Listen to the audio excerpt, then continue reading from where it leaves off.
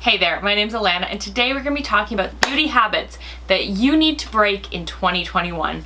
New year, new me, New Year's resolutions, so please pick, well, I'd love you to pick all of them. Pick at least one to be your beauty resolution for 2021.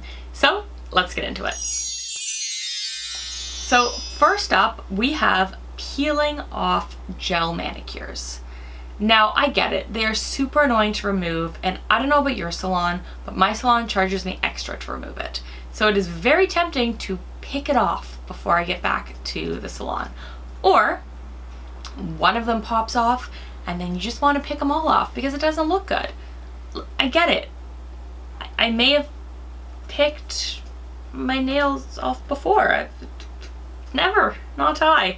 But when you are picking it off, you are basically peeling off the top layer of your nail as well, and you're weakening your nail. You're making it, as I'm like rubbing my nails, like, because this is making me uncomfortable to talk about. You are peeling off the top layer of your nail. You're making it more susceptible to texture and cracks and breaks. Just not good. So please just properly remove your gel polish. Number 2, and this is because we're still in a pandemic. But that is sitting around all day looking like a slob. I'm not saying that you need to put on a blazer and do 10 out of 10 makeup, but you have a makeup bag, I have a makeup room, maybe you have a makeup room, I don't know who's watching this, but you have products. Use them. And don't use them because you have to impress other people, but use them because it's something you enjoy.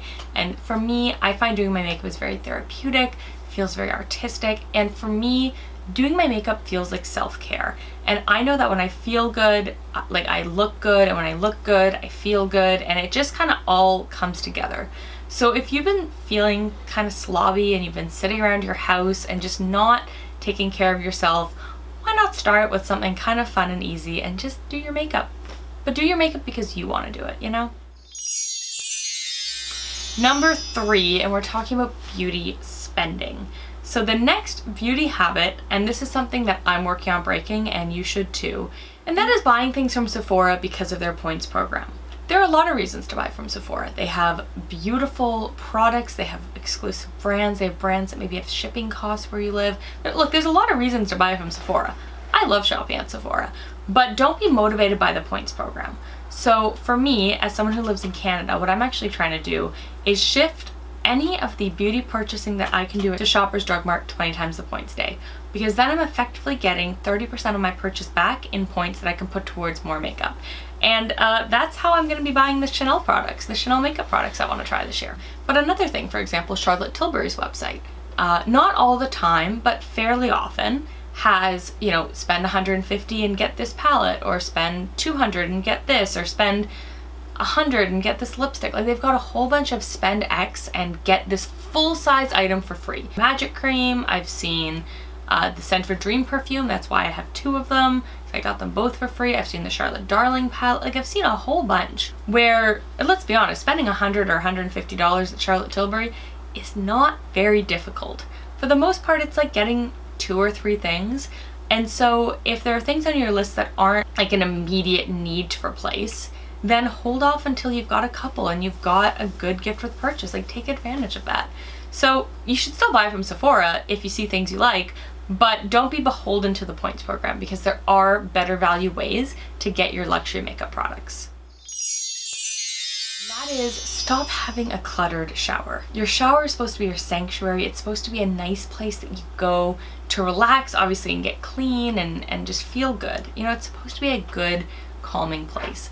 But the challenge that I've been really struggling with is my shower has so many like half and quarter and just half empty bottles just lined up. So I've been really intentionally over the last couple of weeks, and really over the last month, this sort of came to me as a resolution in early December. I have been one by one just finishing up those products, putting them in my empties bin so that way we can talk about them soon.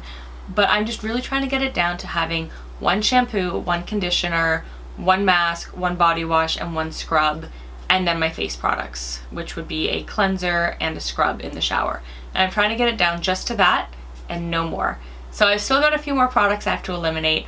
I think we could all benefit from paring down what we have in our showers. stop ignoring your hands. I think we can spend a lot of time and money on face creams, face scrubs, face makeup, all this kind of stuff.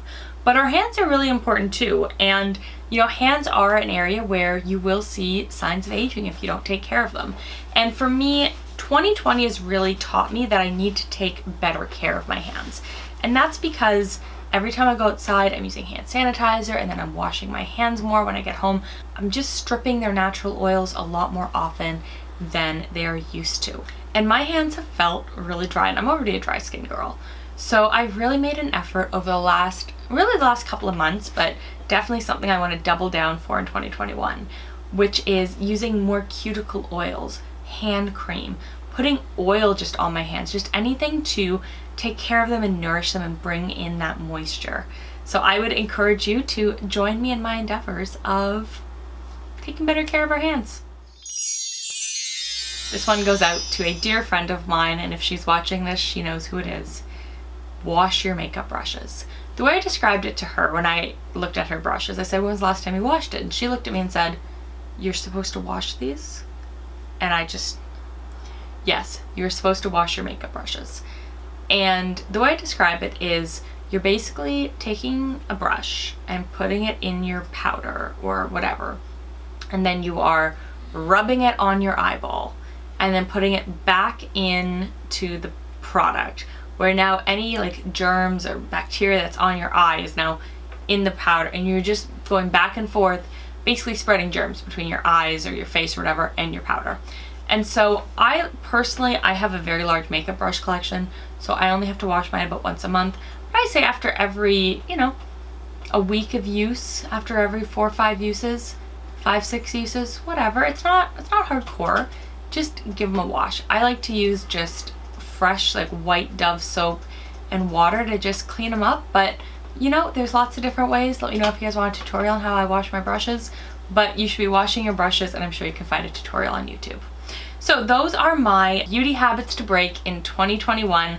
I'd love to hear down below if you have any beauty resolutions that you're working on, or any of these that have kind of sparked an interest in you and that you want to try out. And if you haven't already, please consider subscribing here at Classy on the Run. We love talking about beautiful luxury handbags, luxury makeup, beautiful places to travel. We're not in a global pandemic, and we love hanging out and talking about makeup.